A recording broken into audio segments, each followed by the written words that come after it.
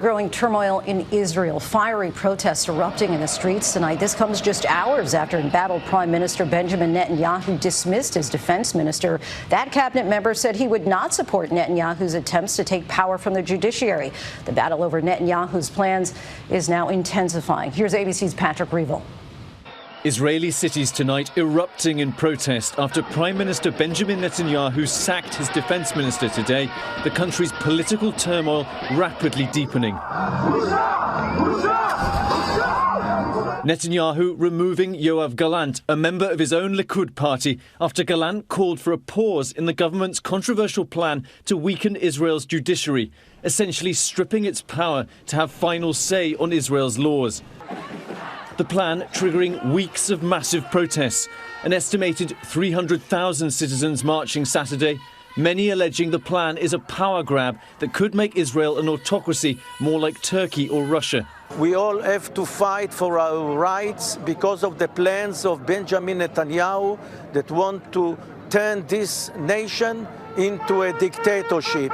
The unprecedented anger spreading to Israel's military, with hundreds of reservists refusing to report for duty.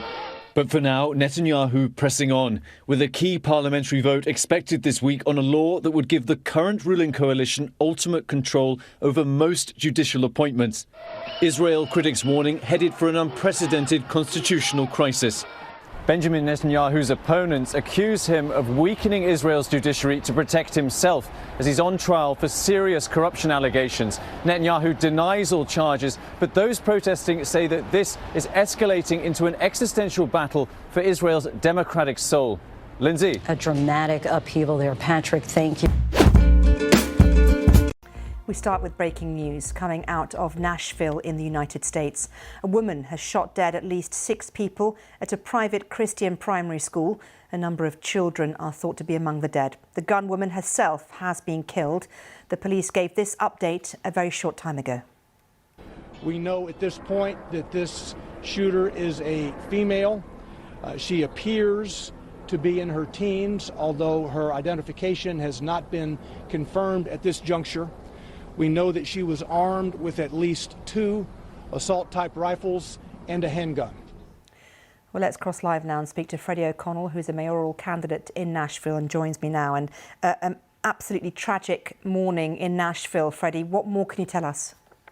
Tremendous sadness and anger on the ground here. A member of my team has family in that school. I've got a friend and constituent at that school. I've got multiple friends with children at that school, and all there is heartbreak among the chaos. I mean, we've been waiting for hours to confirm that people we know personally have survived. And, we're still getting reports of, we started with potentially 3 dead, some of them children. Now we're up to a mix of children and adults, and it's unbelievably heartbreaking. And for me, as an American whose city has joined the ranks of those where mass shootings have entered our school buildings, it's a day of anger as well. The police have just wrapped up a briefing, haven't they, to the media, Freddie? What more information do we know about what's happened?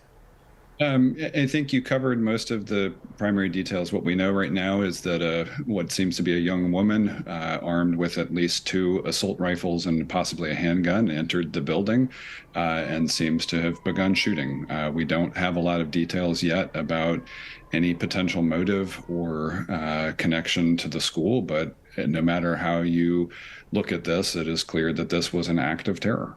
And of course, as always, when these things happen in the US, people will be in the aftermath talking about US gun laws, won't they? They should.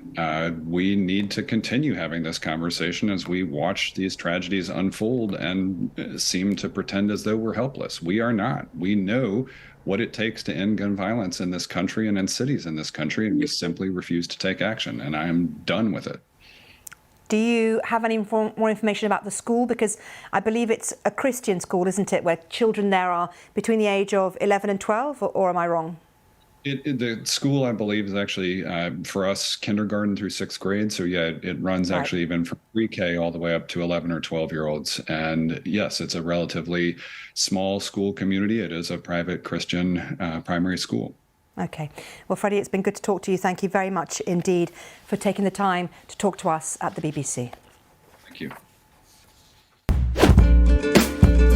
Now to Germany, where the public transport network has been paralysed in a strike over pay by two of the country's largest trade unions. Staff at airports, railways, ports and bus and metros are staging a 24-hour walkout. Unions want pay rises of more than 10% to help members cope with the rising cost of food and of energy. Our Berlin correspondent Jenny Hill spoke to Martine a little earlier and explained why today was quite unusual.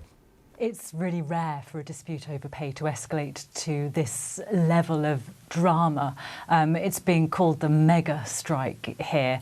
Two powerful unions combining their firepower to get their workers out on strike and attempt to bring the country to a standstill. And it looks as though to a degree they are being successful. It's very difficult to get around Germany today. Planes, trains, ferries, all cancelled, depending on where you are in the country.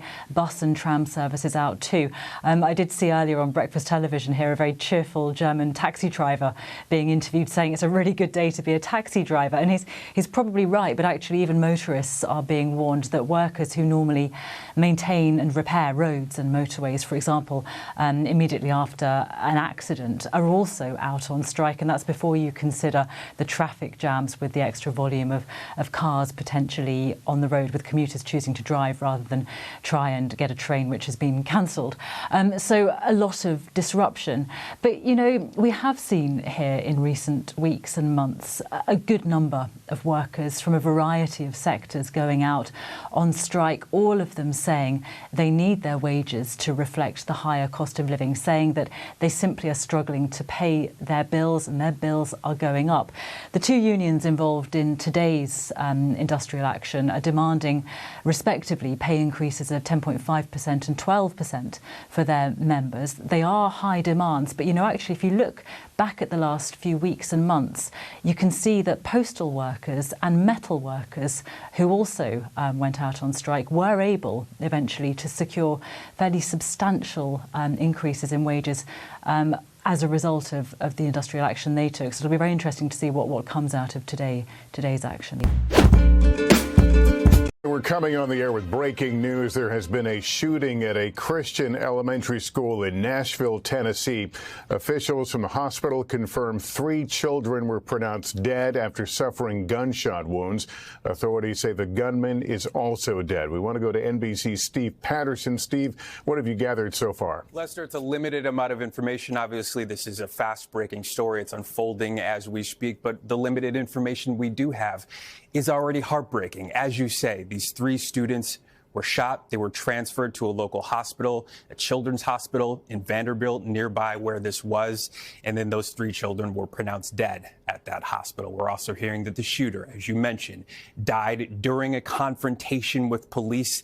The local police describe it as being engaged by officers. Now, we don't know if that resulted in an exchange of gunfire and that's how the shooter was down, or if that gunfire was self-inflicted, but the shooter is reported down. That's the latest. We're learning more about the setting that this took place as well. This Covenant School, a private Christian grade school, about 200 students, ages preschool to 6th grade. We're hearing that the students were reunited with their parents, the ones that were able to get out after this shooting, their hands up. Obviously, that scene that we've seen so many times in these school shooting settings, but we just don't have any information about how this necessarily unfolded, how it started, how it's progressing, what police are investigating at this time, besides the obvious warning to the public that has now been extinguished with the fact that they say that the shooter is down in this case. But obviously, a lot of people, you know, worried, nervous about their children, worried about this community, in what we hear often in these shootings that occur at schools. And we're referring to the shooter as a gunman. Do we have any real characterization on anything about the shooter at this point? I have not seen an age. I have not seen a name. We don't know anything about the shooter at this point yet.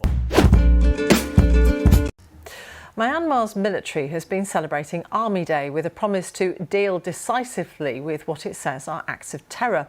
That's a reference to the ongoing uprising against the military regime after the generals seized power from Aung San Suu Kyi's civilian-led administration 2 years ago. The regime says it will end the state of emergency and hold free and fair elections, but only once it establishes what it describes as stability. Our correspondent Jonathan Head has been given rare access to Myanmar and sent this update from the capital, Naypyidaw.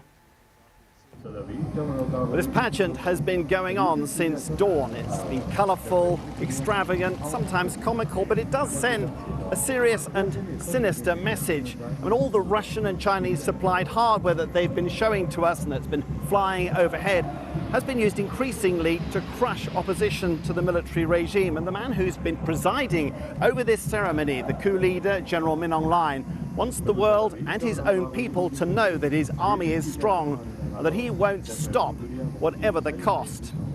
Now, we do know that less than 50 kilometers away behind the hills over there is still serious fighting. There have been reports of massacres. The soldiers who've been parading here have been accused of unspeakable atrocities, of war crimes, of setting their country back decades by seizing power. And yet here, in their citadel, inside the capital, their fortified citadel, they remain defiant, unyielding, and confident that with brute force and enough time, they will be able to cement their regime.